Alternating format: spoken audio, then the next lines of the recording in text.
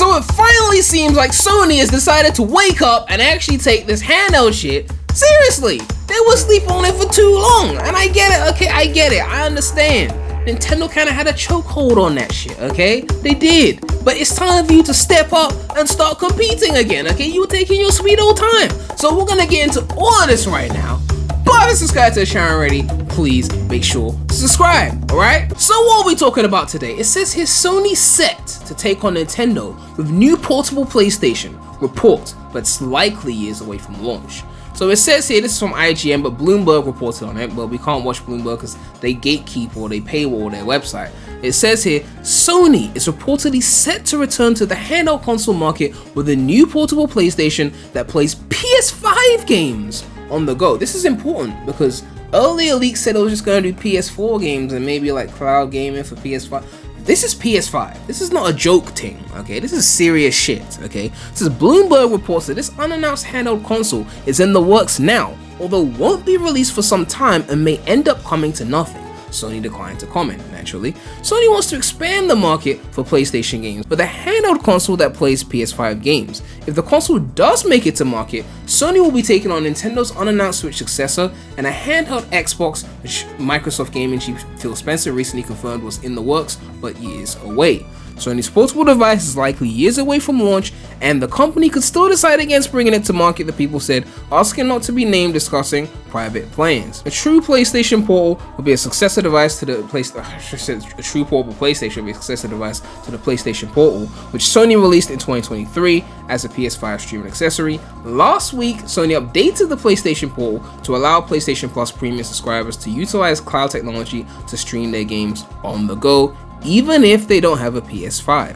According to Bloomberg, Sony originally intended for the PlayStation Portal to work as a standalone device similar to Valve's Steam Deck. I was saying this too, when the Portal came out, I was like, they really wanted to just make something that actually played the games, but the hardware was not there. Even if you made it super expensive, the hardware probably wouldn't be able to do it without being ridiculously hot, ridiculously loud, and having shite battery life. Like a lot of these PC handhelds that push power, the battery life was just horrible and it was hot. And the jet engines that were on some of these handhelds, I had to return some handhelds because they were just too loud. You can't play any game that's recent without it just making so much noise that you want to kill yourself. It's ridiculous, okay?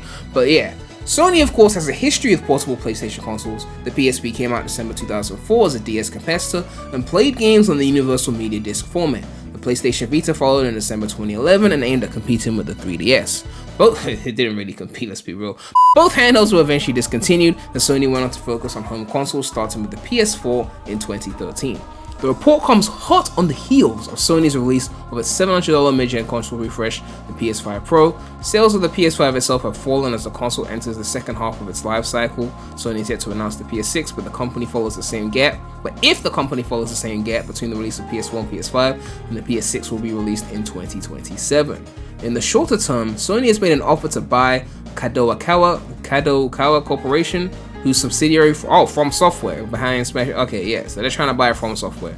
Sony's game business has already suffered significant layoffs this year, yada yada yada. The point is, right, I've been saying this for a while. I don't know if I've been saying it too much on my channel, but I've been saying it to people. I'm saying that the Nintendo Switch 2, while it's going to be a great system, it's not going to outsell Switch 1. Okay, it's just not. It's just not going to outsell Switch 1. If we look at the numbers here, right, Nintendo Switch 1 is on pace to potentially beating the PS2, okay? And Sony wants to make sure that Switch 2 cannot replicate that success. I said the reason why Switch 2 will not be able to outsell Switch 1 is because there'll actually be real competition. When Switch 1 came out, the only PC handheld was the GPD Win 1. If you remember the GPD Win 1, I'm calling it the Win 1, it's called the GPD Win, but there's like a fourth one out now. It ran Windows and you could run PC games, but not anything recent. It came out around 2016, so just before the Switch 1.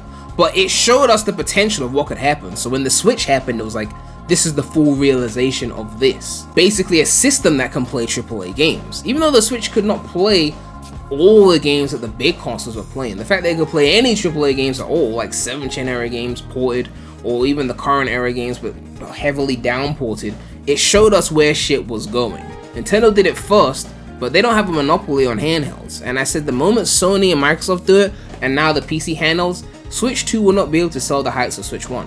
Now, I'm not saying any of these other devices will outsell the Switch 2. It's not a guarantee that a PS5 portable will outsell Switch 2, especially with the lead of years that Switch 2 will have before this PS5 portable comes out. Xbox not gonna outsell anyone, let's be real, but it will make a dent, okay? Just like in the PS3 360 generation, 360 was killing it, but even by the time it was said and done, PS3 outsold the 360.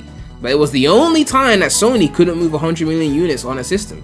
PS1 did 100 million plus, PS2 is PS2, PS3 was the only time they couldn't do it, PS4 went to 117 mil, and PS5 was already at 65 mil, it's probably gonna make its way to 100 million plus as well. So they took a dent, and Switch 2 is gonna have a similar dent as well, because if we look at the handhelds here, Nintendo DS did 154 million, and that's a goated system, best handheld ever made, and the 3DS was only able to move 75 million because of the thing that I'm about to mention now.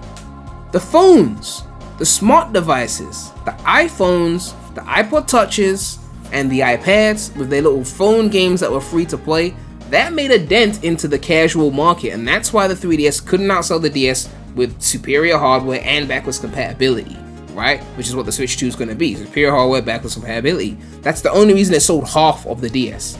The phones, it took the market of the casuals, right? Because of course hardcore Nintendo fans will buy Switch 2 for the Mario game. We want the Mario, we want Smash, we want Mario Kart, we want Zelda, all that shit. But the casuals, if a PS5 portable is around that can play the AAA games, Xbox got their own handhelds, there's PC handhelds, there's too many options. If the phones start doing it, and they're trying to, right? They're trying to get to a point where the phones can run the AAA games as well. If the phone you already have can play the games, then why would you get a Switch 2 unless you really want the Nintendo exclusives? If your phone can play Call of Duty, Fortnite, well, phones can play Fortnite already, but you can play these games already. If any brand new AAA game comes out and you can run it on an iPhone, and remember they upgrade those iPhones every year, so if you got like an iPhone from 2027 or a Samsung Galaxy from 2027, it probably just run the same shit at a lower resolution, and the desire for a Switch goes down and down. So it's going to be a very competitive handheld market. While that's bad for Nintendo and bad for the companies who want to run the whole shit, it's great for us consumers because we're going to have tons and tons of options, alright? I'm definitely going to have a Switch 2. I'm definitely getting a PS5 portable. And if it's coming out during the PS6 era, I hope that they're going to get either cloud versions of the PS6 games, you know, so I can play my library on that as well. Or maybe they do like a Series S situation where it down ports like the PS6 games to like a handheld version, like lower the resolution, maybe cut the frame rate a bit. So if PS6 is running the game at 120 frames at like 4K, then we get it at like 1080p 60 on the handheld version. Then it's like optimized to run on a handheld. Then no need for cloud gaming at all. It's just fully standalone. That would be goated, in my opinion. I'm really looking forward to this handheld renaissance because I love handhelds. And if they make it such that the handheld PS5 or handheld PS6 or whatever you want to call it can be docked seamlessly like a Switch, then you might not even have to buy the main console. I mean, if you want the additional performance of the beefier version, then you still have a main console. But you could just walk around a handheld alone and then just dock it just like a Switch.